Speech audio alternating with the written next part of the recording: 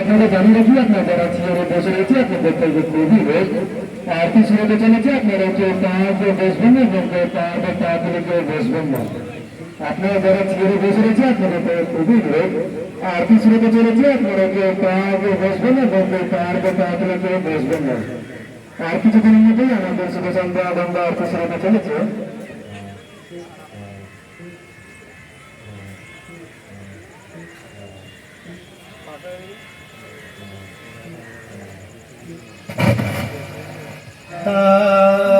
पिता त्वमेव त्वमेव बन्धुश्च सखा त्वमेव विद्या